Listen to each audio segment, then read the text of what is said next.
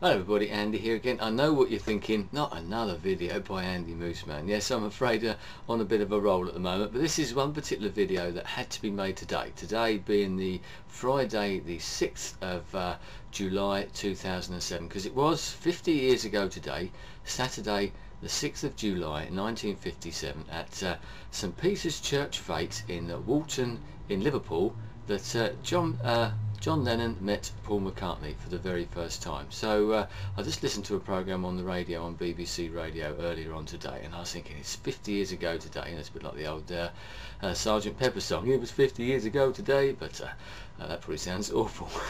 Never could sing. But anyway, it got me thinking about all these sort of strange coincidences, because it's one of those sort of events that it was only purely by chance, as most of these things are.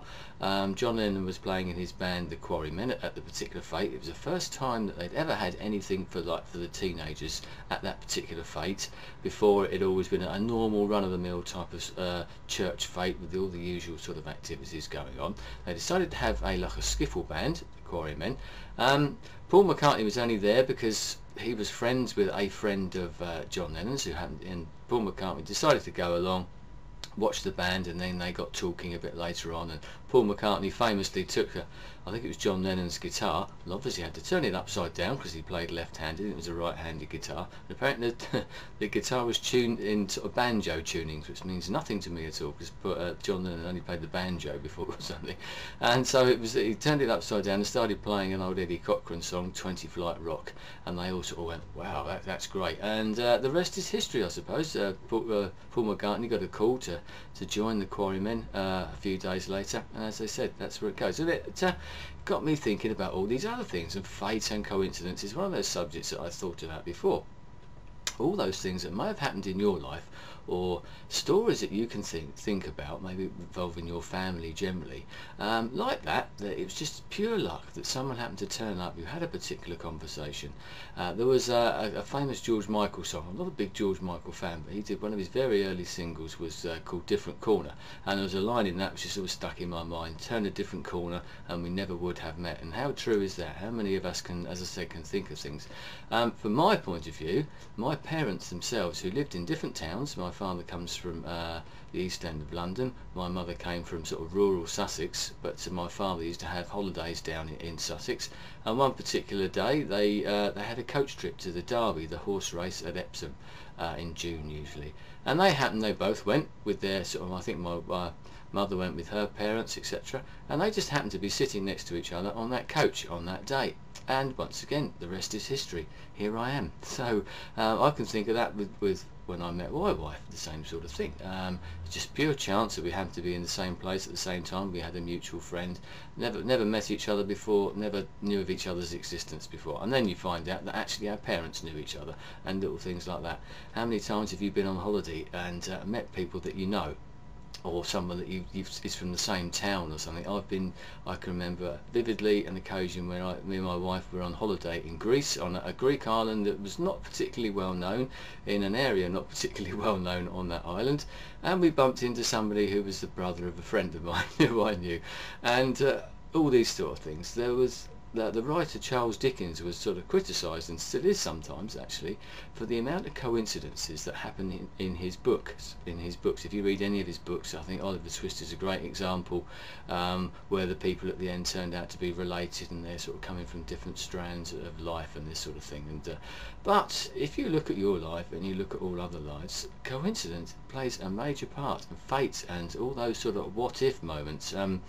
One of those things I was thinking along these lines: what would have happened if, for example, Adolf Hitler had been killed in the First World War? Lee Harvey Oswald couldn't shoot straight, things like that.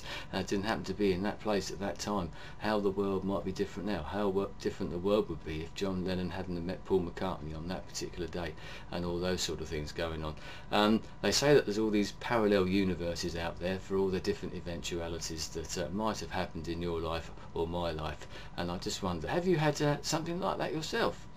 Can you think of a real coincidence, how you met your partner, for example, or a big decision that happened in your life, or a decision you made or something that was done purely by accident in some ways? It was fate, it was pure chance, coincidence, whatever you want. I recently read a book actually along these sort of lines. It's what's called the yes man.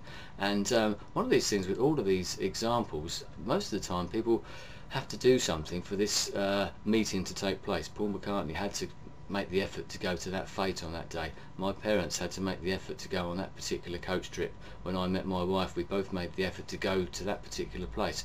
If you sit at home indoors, maybe watching YouTube videos or watching the TV, the chances are that none of these sort of things, good things and potentially bad things as well, will happen to you.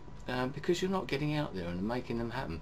All these things that happen in your life usually require some sort of effort, and I think a lot of people tend to forget that type of thing as well. They sit at home waiting for something to happen. I listened to a recent John Lennon interview once again on the BBC, and he was saying about that when he was a child he thought he was a genius. It's quite an arrogant thing, but you know, probably quite rightly so. He felt he was a genius, and he was sitting at home wondering why all the world wasn't beating on his door saying, come on John, you're a genius, we're going to sort of promote you and do this. That doesn't happen.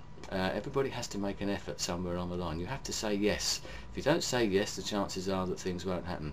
How many times have you said yes and it's led to something else? I can think of a few occasions when that's happened. Anyway, that was a very quick off the top of my head type of vlog. As I said, it had to be done today because this is the 50th anniversary today of the day that John met Paul, and my life would be a lot less full, I think, if those two hadn't have met on that particular day. And the world of music, the world of entertainment, the world generally, I think would be a lesser place if the Beatles hadn't existed, and it certainly would be a lesser place from my point of view if my parents hadn't have been on that particular coach on that Saturday in June, whenever it was, 1950 whatever.